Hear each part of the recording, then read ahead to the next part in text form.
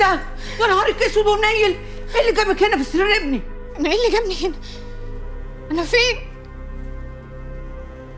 سرير ابنك؟ ايوه ابني. تستعبطي ولا بتستهبلي ولا ايه؟ استعجلتي ليه؟ كان فاضل يومين وهيكتب عليكي. ايه يا فجرة ده؟ ايه اللي عملتيه ده؟ ما ترد عليا. وانا مش كنت قاعده معاكي؟ وقمتي يا اختي عشان اجيب لك الاستاذ عشان تتفاهمي معاه. ايه اللي خلاكي تستعجلي وتجيبيه وتيجي على اوضه النوم؟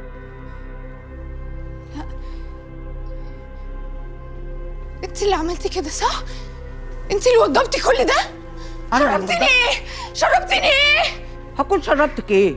اسمعي يا بنت، بلاش اللقم ده معايا، فاهماني ولا لا؟ انا هفضحك في الشارع كله. الناس اللي فاكرينك حاجه وبتاعت ربنا. انا هقول لهم انك كذابه. انا هقول لهم انك واطيه زي ابنك. تخرسي صحتك عينك تجيبي سيرتي وسيره ابنك، فاهمه ولا لا؟ ليه كده؟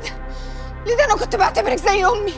انا عملت لك ايه عشان تعملي فيا كده؟ اكيد مش عشان اتجوز ابنك صح؟ وانا عشان زي امك هستر عليكي، مش هجيب سيره باللي شفته ده ولا كان شفت حاجه. ايه رايك؟ انا مش هتجوز ابنك، عارفه لو اخر راجل في الدنيا برضه مش هتجوزه. ان شاء الله ما اتجوزتيه، هو ما يعيبوش حاجه. بس انت لما تلاقي بطنك كده مليانه وفيها بيبي والعيل عمال يكبر، هتعملي ايه في الحار؟ قولي لي ولا لاخواتك؟ انا هقول لهم الحقيقه، هقول لهم ان انت وابنك اوطى خلي الله. انت اللي واطيه. الناس كلها هتعرف ان انت ساعه الفضيحه الناس كلها بالسد وده. انت هتعملي ايه؟ يوسف ده مكسب ليك انك تجوزيه، ده تنازل مننا ان احنا نجوزك ابننا بعد اللي شفته ده. حسبي الله ونعم الوكيل فيكم. حسبي الله ونعم الوكيل فيكم.